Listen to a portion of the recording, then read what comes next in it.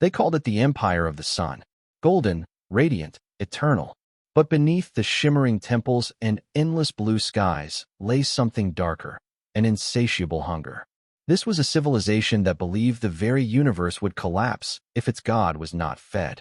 And the god's hunger was unlike any other. It didn't crave gold, or jewels, or incense. It craved blood, human blood. Every heartbeat became a currency. Every life, a transaction. This is the story of a civilization that turned human sacrifice into a political system, an economic engine, and a cosmic duty. A story where faith, fear, and blood mixed into something too horrifying to look at and too fascinating to ignore. Because in this empire, the sun itself was a predator. It began with a vision, or so the chronicles insist, passed down in pigment and bone. Before the empire rose in careful stone and lacquered gold, the ancestors were wanderers, people who read omens in bird calls and judged fate by the pattern of rivers. They sought a sign that would grant them a place beneath the sky, a promise to anchor them to a single, sacred spot. They found their sign in violence and hunger. The story told by the temple scribes is simple and terrible. An eagle, resplendent and terrible, landed upon a cactus and devoured a serpent. The people saw in that struggle and order, a cycle of predator and prey that stitched morning to night. Some called it an omen of kingship. The priests called it revelation. The oral poets called it a promise. And the first rulers took it as command. To them, the sun was not a distant, inert star. It was an actor in history, a warrior hero wound to the wheel of the cosmos. Each dawn was proof of its triumph, each dusk a tenderness of defeat. But victory came at a cost. The sun, the scribes argued, burned not on fuel of wood or oil, but on essence, the living warmth that pulses in flesh and runs red beneath the skin. Blood, they said, was the sun's true sustenance. Without it, the sun would grow thin. The earth, a leaky bowl, would spill into darkness. It sounds monstrous, until you imagine the logic that grew from it. If the sun is a being that fights to keep the world from unraveling, then feeding it is not cruelty, it is duty. The priests framed sacrifice as a civic act, a communal insurance against annihilation. Festivals were calendars of salvation. Each ritual cut was both lament and ledger entry. The more precise the ritual, the clearer the community's account with the cosmos. The physical city soon reflected the theology. Streets were oriented to the sun's path. Temples rose like mirrors, their causeways stretching toward the point of sunrise where the sky split open. At the center, a great temple would stand. More than architecture, a machine designed to interface with divinity. Carved bas-reliefs narrated ceaseless struggle. Steps were worn by millions.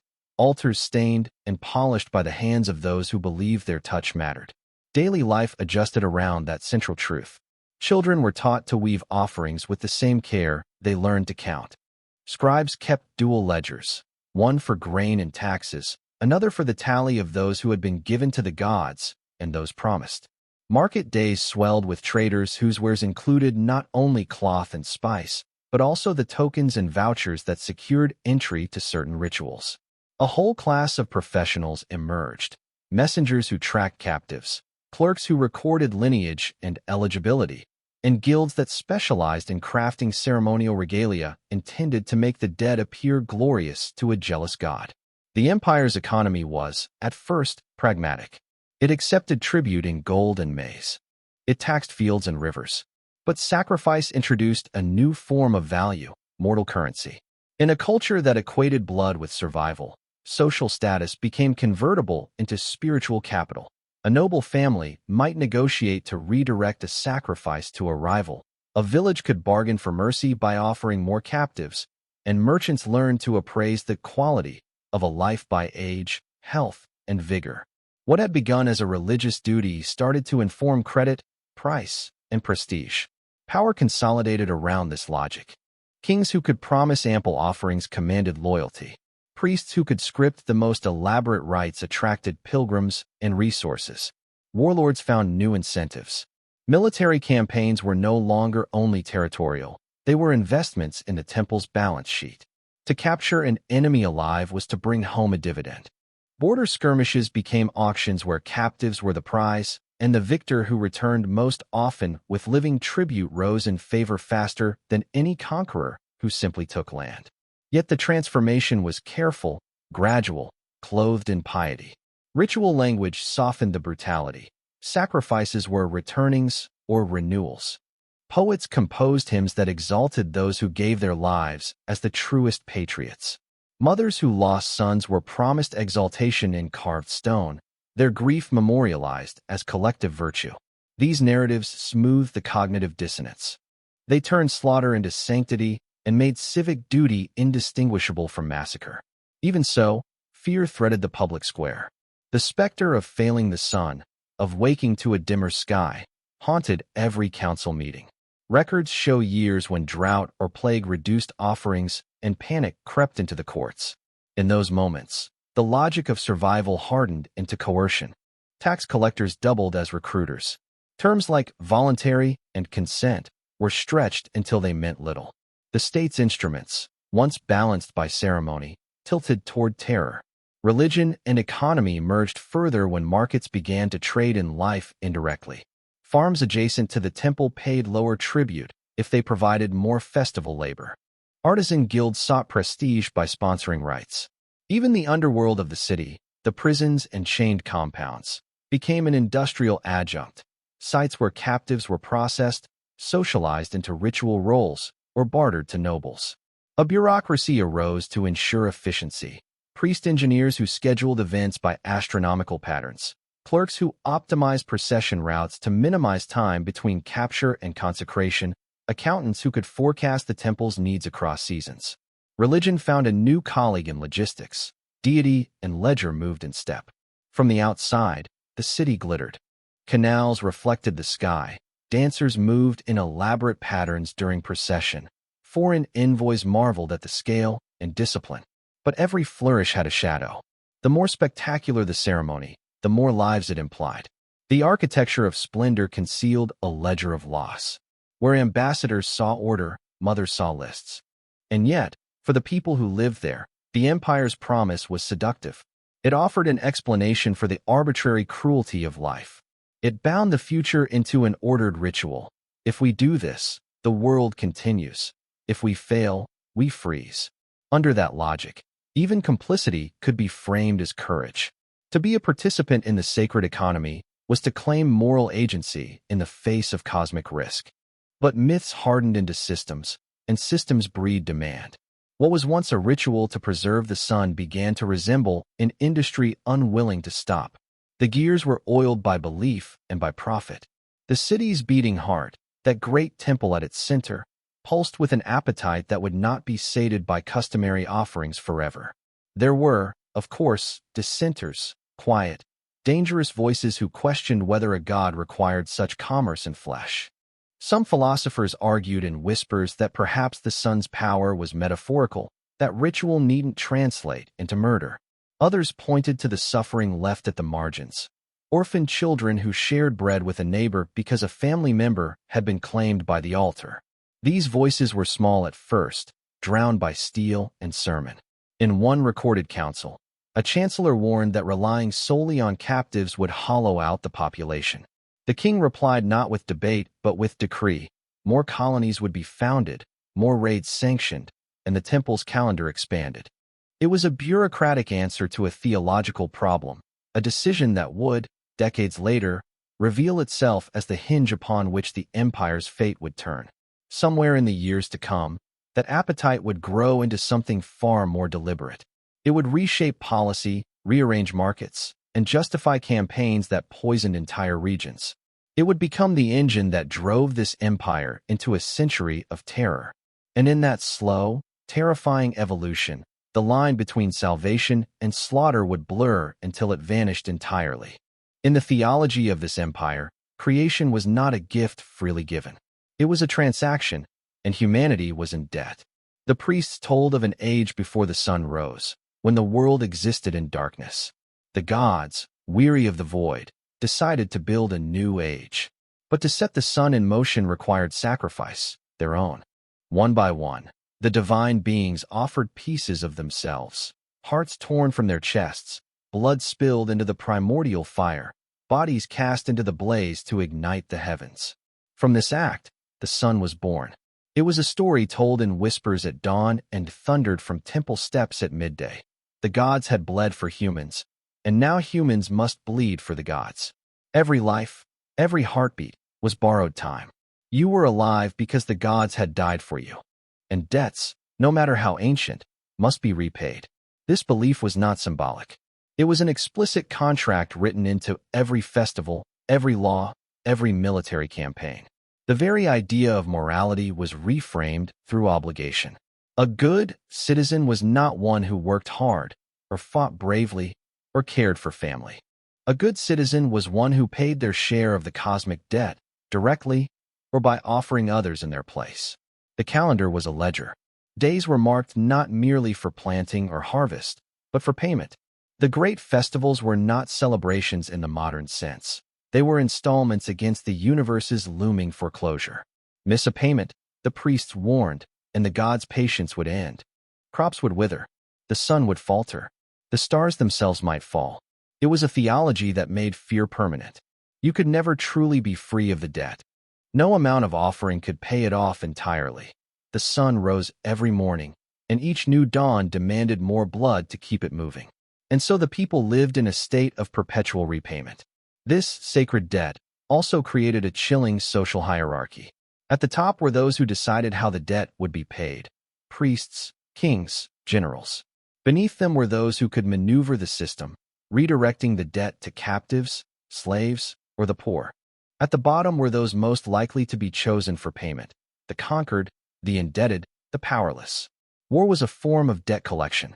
Raids into enemy lands were not just strategic. They were spiritual repossessions, gathering the human currency needed to keep the empire's contract with the gods intact.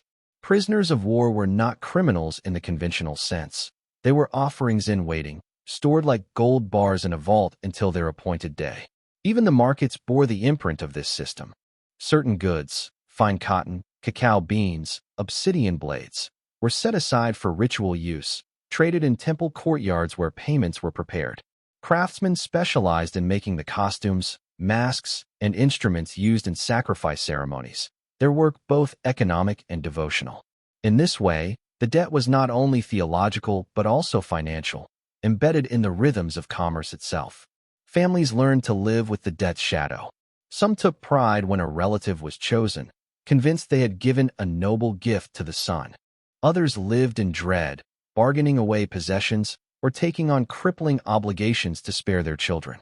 In both cases, the outcome was the same. The debt remained, and the system endured. The sacred debt had one devastating consequence. It made human sacrifice self-perpetuating. As long as the sun rose, there would always be another payment due. The priests had engineered a cycle without an end, a hunger that could never be fully satisfied.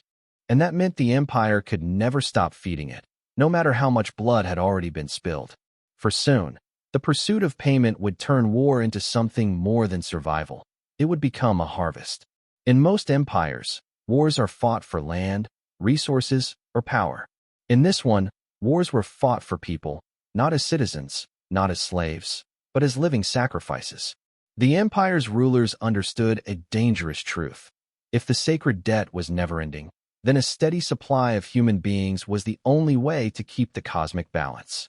And there was no better source than war. But these were not wars of annihilation.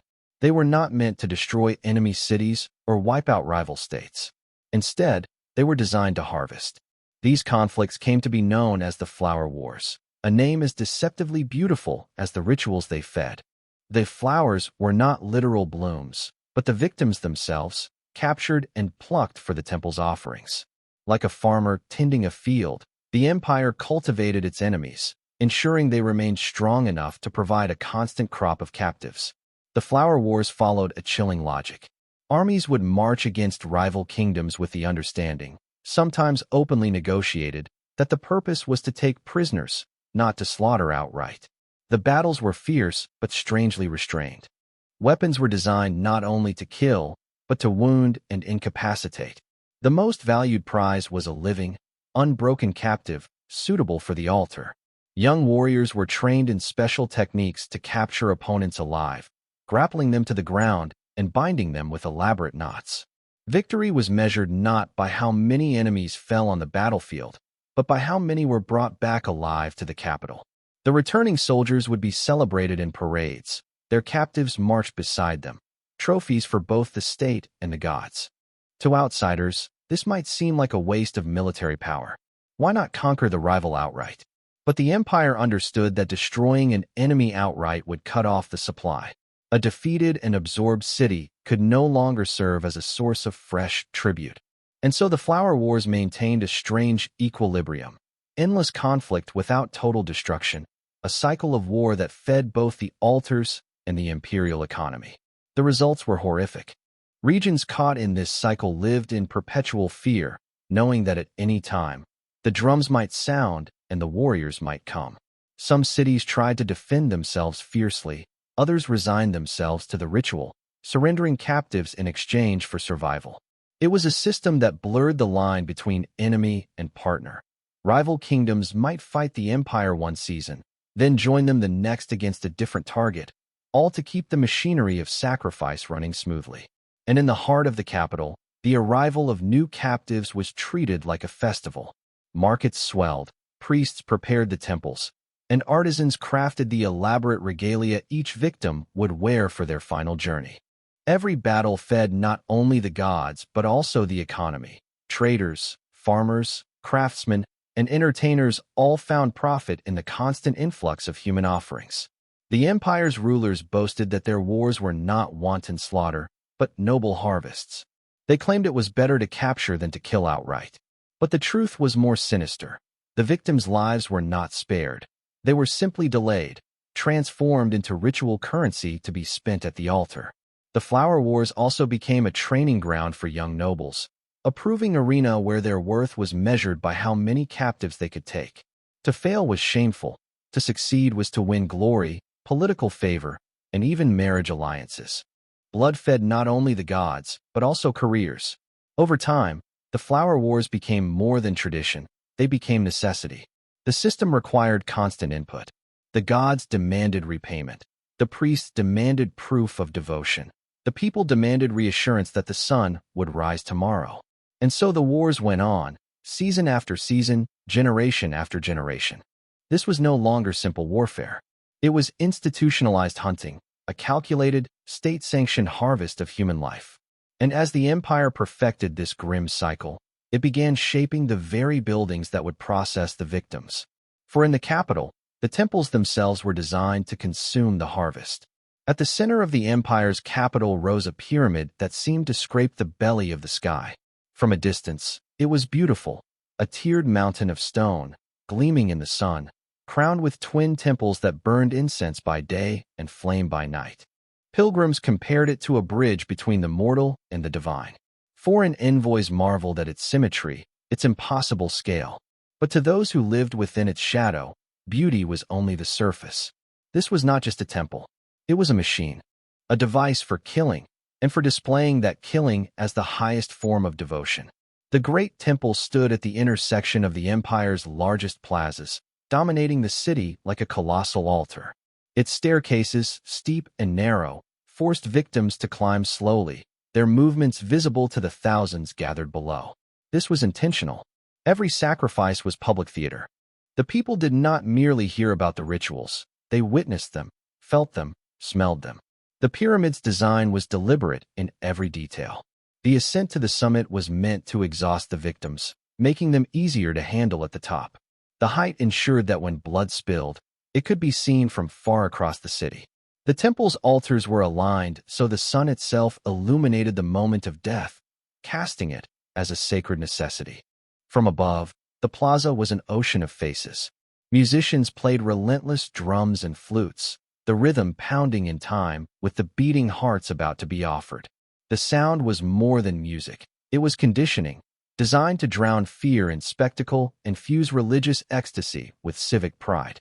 Behind the altars, priests worked with the efficiency of butchers. Ritual knives of obsidian, sharper than steel, sliced cleanly through flesh. The victim's chest was opened in seconds, the heart lifted high toward the sun before it cooled. The body was then cast down the temple steps, tumbling into the plaza, where attendants gathered it for the next stage of the ritual, whether burial, display, or consumption. This was not random brutality. It was a process, repeated with precision hundreds of times during major festivals. The temple's interior chambers stored offerings, kept records of past sacrifices, and housed the priests who oversaw the rituals. Below, the surrounding buildings functioned as holding cells for captives awaiting their turn. In this way, the temple complex was not just a place of worship, it was the central hub of the sacrifice economy. Even the materials carried symbolism. Red pigments stained the walls, representing both the rising sun and the blood it demanded. Carvings depicted the gods in constant battle, reminding all who entered that their lives existed at the mercy of these cosmic struggles. The architecture itself preached submission. During the grandest ceremonies, the great temple became a kind of inverted market. Instead of goods flowing into the plaza, it was lives that flowed upward, each one converted into spiritual currency at the altar. From there, the wealth, in the form of divine favor, was believed to flow back down into the empire, ensuring fertility, victory, and the continued motion of the sun. But the structure's most chilling feature was its permanence. Fields might go barren, dynasties might rise and fall, but the temple endured. It was a constant reminder that the system was bigger than any one ruler or priest. The architecture itself enforced obedience, its shadows stretching across the city like the hand of the sun god. To the ruling elite, the great temple was proof of the empire's piety and power. To the common people, it was both reassurance and threat. Its towering presence whispered the same message every day: the gods are watching, and they will be fed. And the feeding did not stop with the temple walls. Beyond the plaza, the same logic began to seep into the streets, the markets, and the trade routes themselves. For in this empire, even the merchants had blood on their scales. In the bustling heart of the capital, markets overflowed with color, noise, and movement. Vendors shouted prices over the hum of barter. The scent of roasting maize mingled with sharp chili, the sweet tang of cacao, and the metallic tang of freshly worked obsidian. From a distance, it seemed like any thriving metropolis of the ancient world, but here, trade was not only about goods. It was about blood. The economy of the empire was inseparable from its sacrifices, and merchants were woven deeply into that system. Every festival, every war, every ritual was an economic event, and the market adapted to feed it, both literally and figuratively. The temple's demands created a specialized economy of suppliers. Farmers near the capital grew surplus maize and beans specifically to feed the priests, warriors, and the endless influx of captives awaiting their fate. Hunters brought exotic feathers, jaguar pelts, and rare animals to adorn victims for their final appearance before the gods. Goldsmiths and lapidaries crafted jewelry not for the living, but for the condemned, ornaments designed to please the divine eye in the moment of sacrifice. Obsidian workers forged blades sharper than steel, not for battlefields, but for the temple altars. Traders knew that the most profitable season was the sacrificial one. As festivals approached, prices for these items surged, and caravans carrying tribute from across the empire swelled the markets with their offerings. There were merchants whose business was even more direct. These were the brokers of human lives. Captives taken in war could be traded like any other commodity, sold to noble families wishing to make a grand offering, or to provincial governors eager to prove their loyalty to the capital.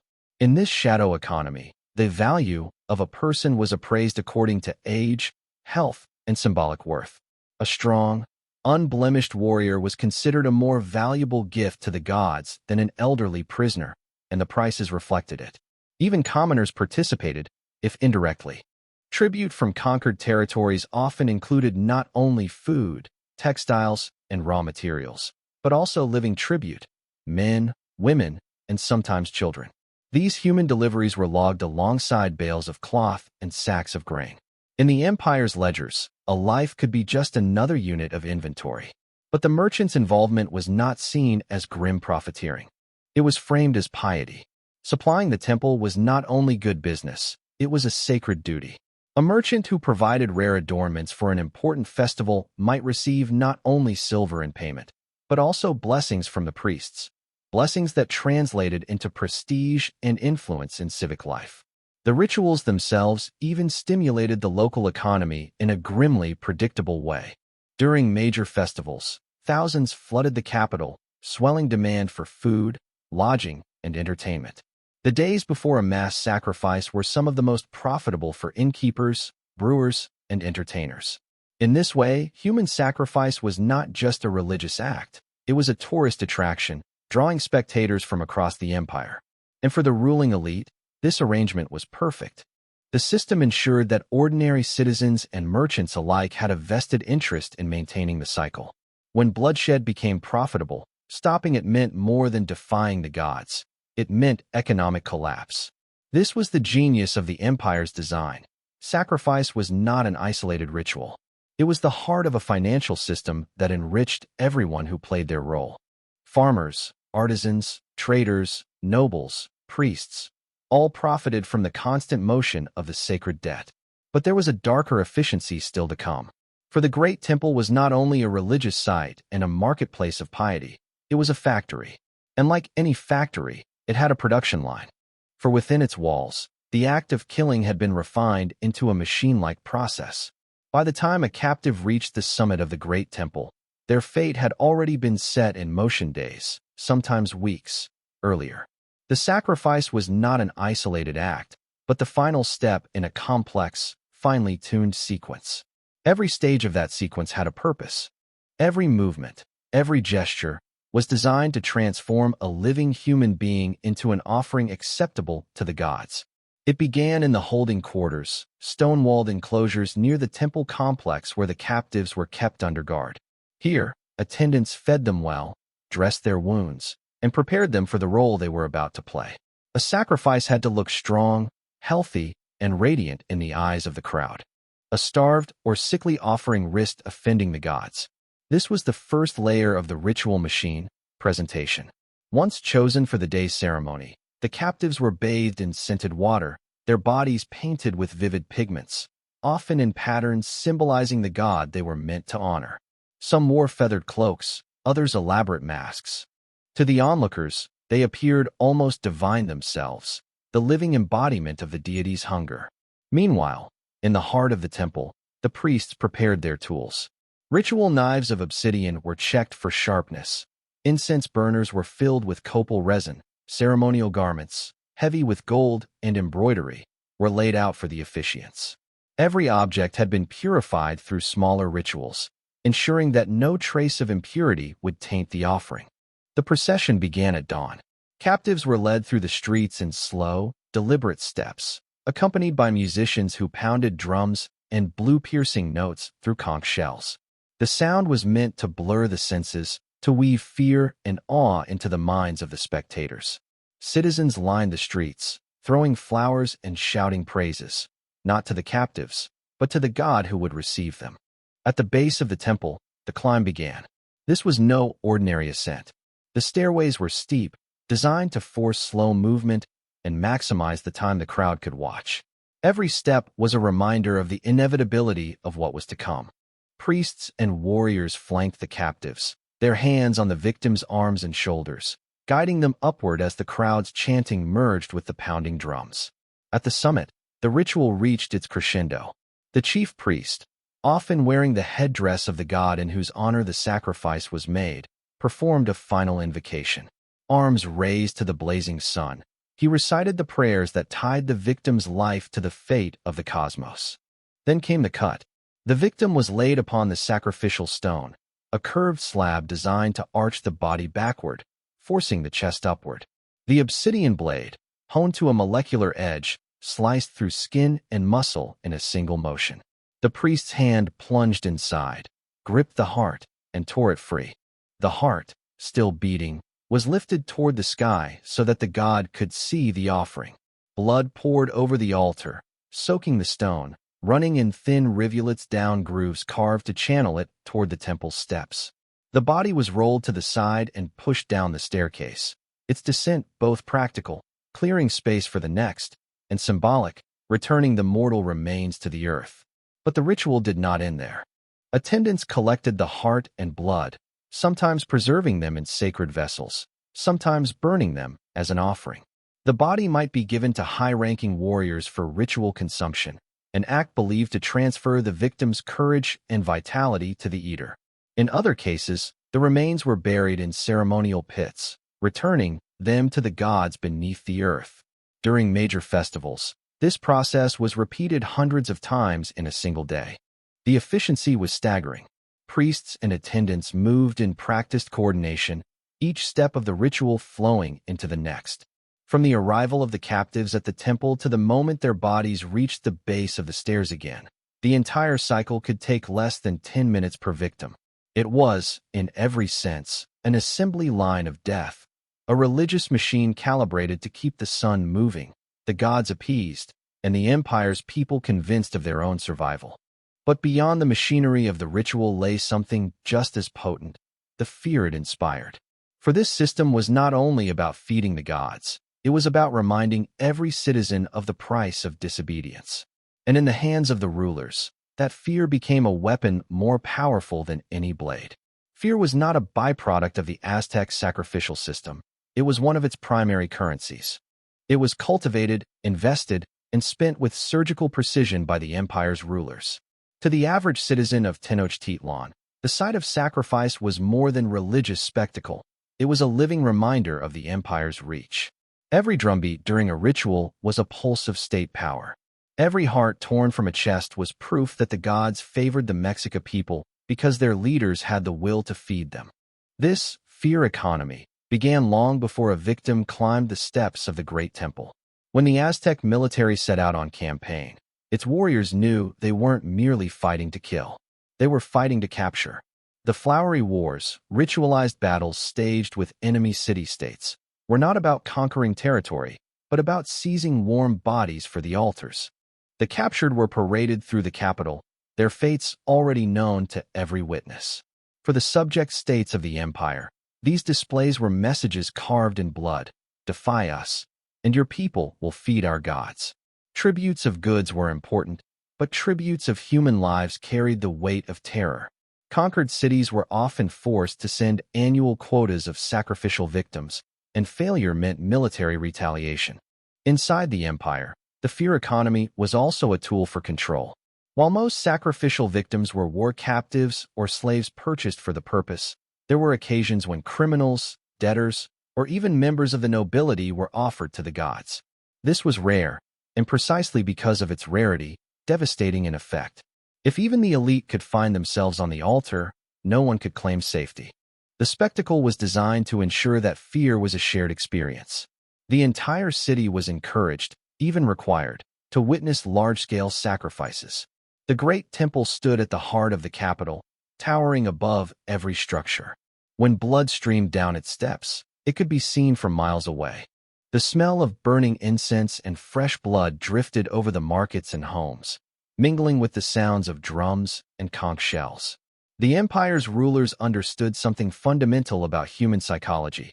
Fear is strongest when it is ritualized. A single act of violence shocks the senses. Repeated, ceremonial violence etches itself into the cultural memory. In this way, sacrifice was both punishment and prophecy.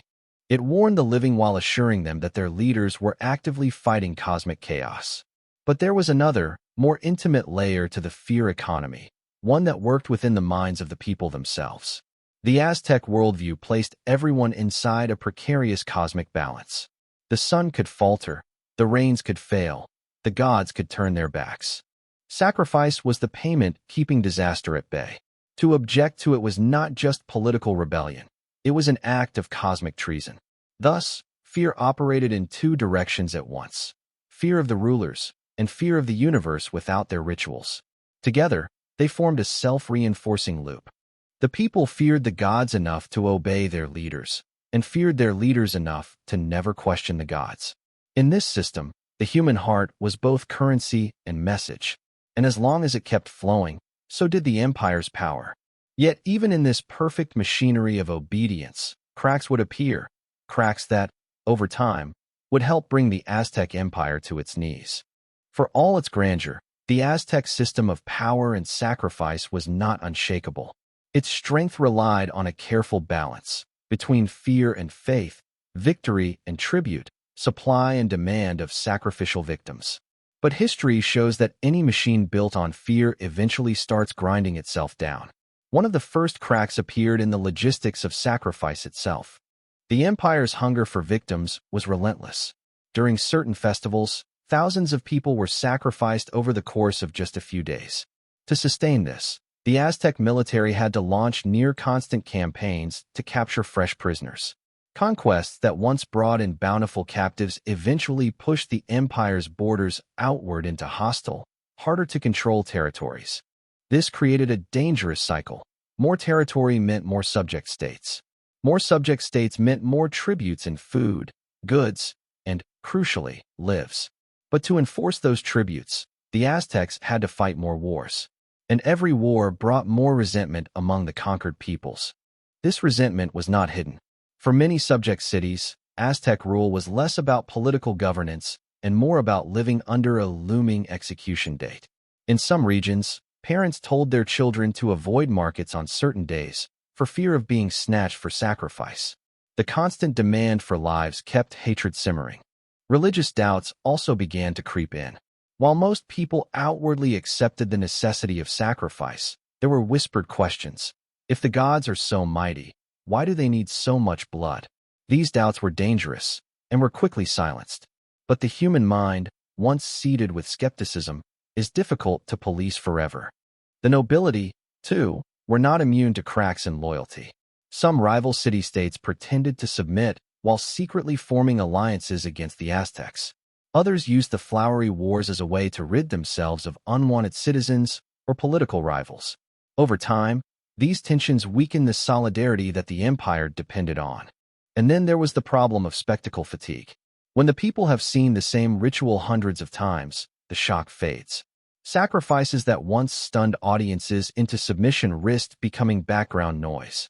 The Aztec rulers tried to counter this by making certain festivals even more elaborate and brutal, staging sacrifices on floating rafts, cutting victims' flesh before the kill, or arranging mass executions. But such escalations carried their own risks, pushing the limits of what the public could stomach. Outside forces also began to test the empire's might. In the early 16th century, the Spanish arrived, and to the subject peoples who had suffered under Aztec dominance, they were not entirely unwelcome. Many city-states saw an opportunity. If they allied with these strange foreigners, they might finally break free from the constant threat of the altar. In this way, the very system that had held the empire together for centuries, the fear economy of sacrifice, became its greatest vulnerability. It ensured obedience, but it also sowed deep resentment. And when the moment came for rebellion, the hatred that had been carefully cultivated in the shadows exploded into the open. By the time the Spanish marched toward Tenochtitlan, they were not fighting the Aztecs alone. Tens of thousands of native warriors, driven by years of oppression and the memory of friends and family sacrificed on the great temple's steps, joined them. The empire that had once ruled by turning human hearts into currency would soon discover that fear, once spent, cannot be reclaimed. Next, we step into the empire's final days, when the blood-stained altars of Tenochtitlan would witness their last offerings. The once mighty empire, built on ritual and blood, stood at a precipice as foreign sails appeared on the horizon. The arrival of the Spanish conquistadors was not merely a clash of armies, but the meeting of two radically different worlds, one steeped in relentless sacrifice, the other driven by conquest and greed. When Hernán Cortés and his men marched toward the great city of Tenochtitlan, they encountered an empire dazzling in splendor but fracturing at its core. The sacred debt weighed heavily, and the cracks beneath the sun's glare were now fractures ready to split wide open. Allies flocked to the Spanish banners, subject peoples eager to avenge the years of sacrifice and subjugation. Together, they laid siege to the city that had demanded so much blood. The Great Temple, once a symbol of divine authority, became a fortress and a target. Its steps stained with centuries of hearts now ran red with the blood of defenders and captives alike. The siege was brutal. Starvation, disease, and relentless attacks shattered the city's defenses. But it was more than just a battle for land or riches. It was the death throes of a worldview that had demanded a price too high. The sun that once fed on sacrifice now hovered on the edge of extinction. As the city fell, priests continued their rites, desperately trying to summon the gods' favor. Yet the world they had built, a world where every life was pledged to the sun, was crumbling. The altars were silent witnesses to the empire's final moments. In the ruins, the survivors faced an uncertain future.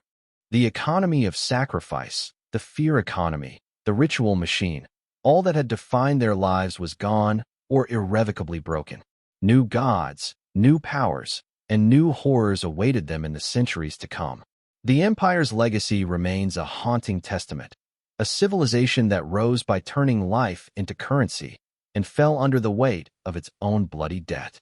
In our final part, we will reflect on the echoes of this empire and the lessons carved into history's darkest chapters. Centuries have passed since the fall of the empire that fed the sun with human hearts.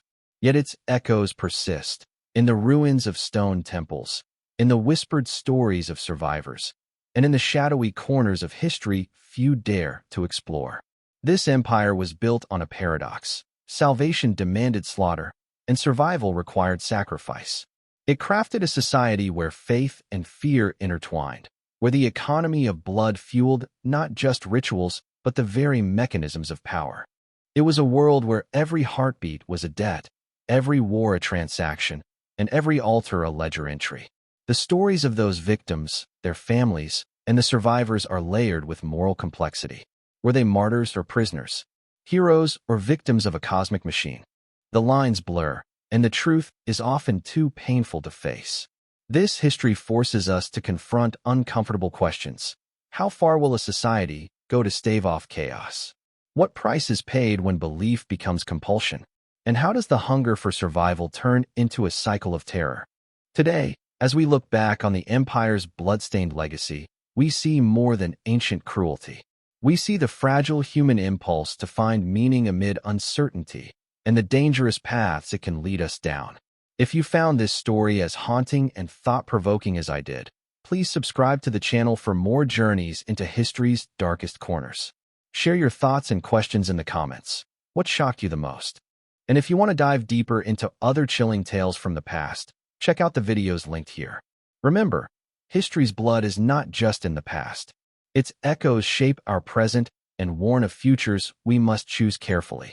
Thank you for watching, and until next time, keep seeking truth in the shadows.